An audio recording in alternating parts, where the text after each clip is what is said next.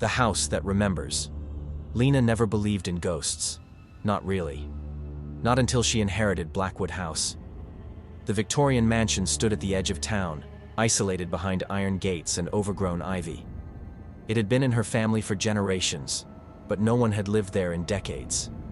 When her great-aunt passed, leaving the house to her, Lena saw it as an opportunity. Restore it, sell it, move on. But the house had other plans. The first night was quiet. Too quiet. The air inside was heavy, like a house holding its breath. Dust coated the furniture, the mirrors, the grand staircase.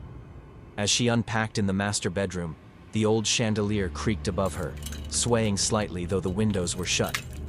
Then came the whispers. At first, Lena thought it was the wind slipping through the cracks, but the voices had intent.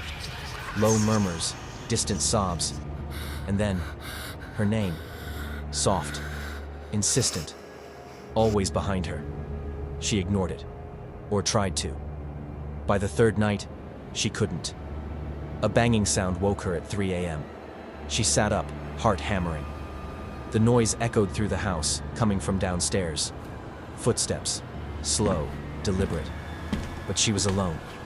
She crept toward the staircase, her phone flashlight casting weak light onto the darkened foyer below. Thud.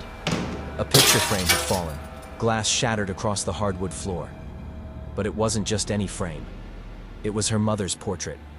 A portrait that should have been packed away in storage. Something was wrong. Deeply wrong. She decided to leave the next morning, but the house wouldn't let her.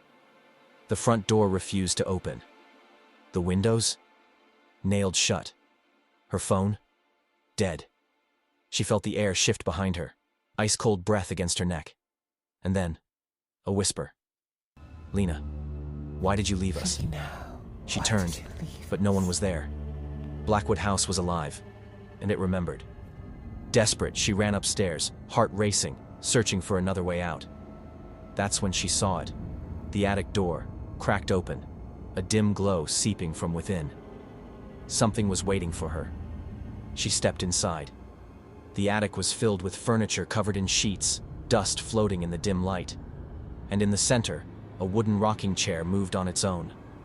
On the floor lay an old diary, its pages yellowed with age. Her great-aunt's writing filled the first page. "We are still here." A cold hand brushed against her shoulder. She spun around and saw them. Figures stood in the shadows. Familiar figures. Her mother, her grandmother, her great-aunt. All staring, their eyes filled with something between sorrow and warning. She choked back a scream. "You're gone. You're not real." Her mother's ghost stepped forward. "Neither are you." Lena staggered back, heart pounding. The house trembled. The walls groaned. And suddenly, memories flooded back. A childhood fever. A night she never woke from. The hushed voices. The funeral. She had never left Blackwood House, because she had always been here. A ghost. One of them. The house hadn't trapped her. It had simply let her remember.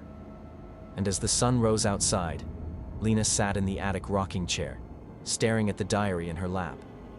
The last words her great-aunt had written burned into her mind. "We are still here." And now, so was she.